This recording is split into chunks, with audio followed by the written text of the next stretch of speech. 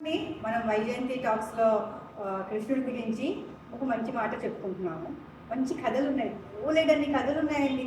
మన కృష్ణుడి గురించి చెప్పుకోవాలంటే ఆయన లీలలు ఎంతగా ఉన్నాయో, ఎన్ని ఉన్నాయో అన్ని కథలు ఈ రోజు దాకా కూడా ఉన్నాయి. ప్రతి మనిషికి ఒక కథ ఉంది. మనకి ప్రతి వాళ్ళకి స్ట్రెస్ ఉంటుంది.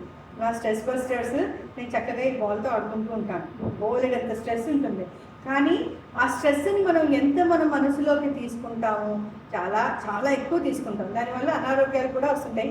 కాసేపు ఆడుకుంటూ ఉంటాను అని ఆ జనాలకు అనిపిస్తూ ఉండొచ్చు, నాకు డబ్బులు ఇవ్వాలి, నేను డబ్బులు ఇవ్వకుండా ఆడుకుంటూ ఉందని. కాదండి, నా ఈ స్ట్రెస్ బస్టర్ ఎందుకని చెప్పానంటే కాసేపు మనసుని వేరే వైపు మళ్ళించడానికి. కానీ అది ఎంతసేపు మనని మళ్ళించగలదు అనేది పాయింట్ మనం ఆలోచించుకుంటే చాలా తక్కువ టైం. ఎందుకో తెలుసా, మనకి ఎప్పుడూ ఏదో కొత్తది కావాలి, ఏదో మారుతూ ఉండాలి.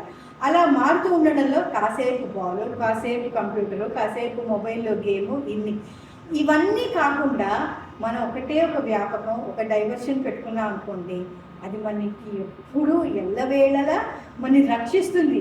వీటితో మనకి స్ట్రెస్ పోతుంది, కానీ వాటితో స్ట్రెస్ పోవడమే కాకుండా మనని రక్షిస్తుంది. ఏంటో తెలుసా? నామజపం. కృష్ణుడి నామజపం, అమ్మవారు నామజపం కదా. ఆ నామజపం మనం చేస్తున్నంతసేపు మనకి కలిగే ఆనందం వేరు. మనకి మనసులో నుంచి ఆ బాధ, మనకి వద్దురా బాబు, ఇందులో మనకి ఇంకొద్దు, మనం ఇంకో నామంలోకి వెళ్దాం, ఇంకో దీంట్లోకి వెళ్దాం. ఆ నామం చేస్తూ మనం ఎన్నో వేరే వేరే వేరే వాటిలోకి అందరికీ అన్ని ఆలోచనలోకి వెళ్ళచ్చు. కానీ ఈ బాధలోంచి మాత్రం తప్పించుకుంటాం కదండి. అది మీరు కూడా గమనించి ఉంటారు. మనం మెడిటేషన్లో కూర్చున్నప్పుడు ఫస్ట్ పోలేడన్ని ఆలోచనలు వస్తాయి. ఆ ఆలోచనలోంచి ఒకటిలోకి మనం ఎక్కడికో వెళ్ళిపోతాం. అలాగే మనం ఈ నామం చేస్తున్నంతసేపు కూడా మన మనసు విచలితం అవ్వచ్చు, తప్పులేదు, నష్టం లేదు. వెళ్ళినంతసేపు వెళ్ళనివ్వండి. మళ్ళీ అమ్మవారి పాదాలు, కృష్ణుడి పాదాలు పట్టుకోండి, మిమ్మల్ని అదే రక్షిస్తుంది. నేనైతే మీరు నమ్ముతారో లేదో, ఒక 7-8 నెలల నుంచి అనుకోండి, లోననో ఇంకోటనో, నాకు అదేంటి షాపు నడవట్లేదనో, ప్రతి నెల బాబోయ్ ఈ నెల ఎలా గడుస్తుంది, నెక్స్ట్ మంత్కి నేను ఏం చెయ్యాలి అనుకుంటున్నాను అని 7-8 నెలల నుంచి నడుపుతూనే ఉన్నాను. అది దేవుడి దయ. దీనికి నాకు సహాయం చేసిన వాళ్ళు బోలెడు మంది, వాళ్ళందరికీ నా నమస్కారం. ఇప్పుడు నేను ఇందుకీ ఈ స్టోరీ, ఈ శృతి చెప్పడానికి అది కాదు కదా వచ్చింది. ఒక బాబాజీ ఆయన కథలు చెప్తారు, కృష్ణుడి కథలు, భాగవతం చెప్తుంటారు. ఆ భాగవతం చెప్పే ఆయన దగ్గరికి ఒక ఆవిడ వెళ్ళి, స్వామి నా మనసులో ఏముందో చెప్పండి అని. అంటే బాగేశ్వర్ బాబా దగ్గరికి వెళ్ళి అందరూ అదేంటి ఆవిడ చూడంగానే, మనిషిని చూడంగానే చెప్తారు అంటారు కదా. అంటే నేను ఆయన్ని కాదమ్మా, నేను ఒట్టి కథలే చెప్పుకుంటాను, భాగవతం చెప్తాను, ఇంతకు మించి నాకు తెలియదు. కాదు, మీరు ఇన్నేళ్ల నుంచి చెప్తున్నారంటే మీకు ఒక పవర్ ఉంటుంది, ఆ పవర్ మూలంగా మీరు చెప్పగలుగుతారు, ప్లీజ్ నాకు చెప్పండి. అయితే ఆయనకి ఏమనిపించిందో తెలుసా, ప్రతి మనిషికి ఉండేది ఏంటి అనేది అనిపించి, నీవు చాలా బాధపడుతున్నావు. కరెక్ట్ స్వామీజీ అని, నిన్ను మనుషులు సరిగ్గా అర్థం చేసుకోవట్లేదు. ఇంకా కరెక్ట్ స్వామీజీ అని కళ్ళమని నీళ్ళు పెట్టుకుందిట.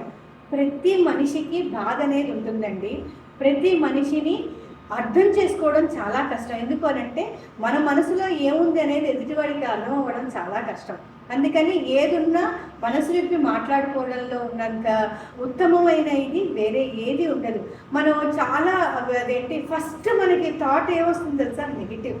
పాజిటివ్ రావడం చాలా చాలా చాలా కష్టపడితే కానీ రాదండి. ఇప్పుడు మనం ఫోన్ చేసాము, ఫోన్ ఎత్తలేదు, ఏంటో ఎందుకు ఫోన్ చేయలేదో, వాడికి పొగరు ఎక్కువైందా, లేకపోతే వాడికి అయ్యో వాడు ఏ కష్టంలో ఉన్నాడో, ఏ పనిలో ఉన్నాడో అన్న ఆలోచన మనకి వెంటనే వస్తుందా? రా. మన గిల్ట్, మన లోపల మనసులో మనకి ఏ ఫీలింగ్ ఉంటుందో అదే ఫీలింగ్ వెంటనే మనకి బయటికి వస్తుంది. అదే ఎదుటివాడి మీద మనం అనుకుంటాం అనమాట. అంటే మన ఎదుటివాళ్ళ ఫోన్ ఎత్తలేదు అంటే మన పరిస్థితి ఏంటి అనే దాన్ని గురించిగా ఆలోచించాం అనుకోండి, అప్పుడు ఆ ప్రాబ్లం రాదు. మనం పనిలో ఉండొచ్చు, ఏదైనా ఎవరైనా వచ్చి ఉండొచ్చు, అందులో ఫోన్ ఎత్తలేకపోయి ఉండొచ్చు. సో ఇలాంటివన్నీ చాలా ఉంటాయి. అందుకని please think positive. And Bhagavatam ఎక్కువ వినండి, మీకు దాంట్లో చాలా చాలా మీకు లెసన్స్ మీకు బోలెడు వినిపిస్తాయి. మహాభారతంలో మీకు బోలెడని లెసన్స్ తెలుస్తాయి. అసలు ఎట్లాంటి రాజకీయమైనా ఎలా చెయ్యొచ్చు, ఎంత చతురతతో చెయ్యొచ్చు అనేది మహాభారతం చెప్తుందండి. మీకు తెలుసో తెలీదో, భాగ మహాభారతంలో లేని క్యారెక్టర్ అట మన భూప్రపంచంలో ఎక్కడా లేదుట. అన్ని క్యారెక్టర్స్ని తీసుకొచ్చి మనకి మహాభారతంలో చెప్పేశారు. సో ప్లీజ్ మనం మహాభారతం మనం విందాం. చదవలేం, అందరం చదవలేం కదా, అది మనం విందాం. Proper channel. సాంబేద షణ్ముఖ శర్మ గారు మహాభారతం చాలా అద్భుతంగా చెప్పారు. మల్లాది వారి తర్వాత అంత గొప్పగా చెప్పింది సాంబేదం వారు. ఎందుకు ఇట్లా కంపేర్ చేసిన అంటే ఫస్ట్ మల్లాది వారు, ఆయన చెప్పిన మహాభారతం అద్భుతం, ఇంకో లెవెల్ అయింది.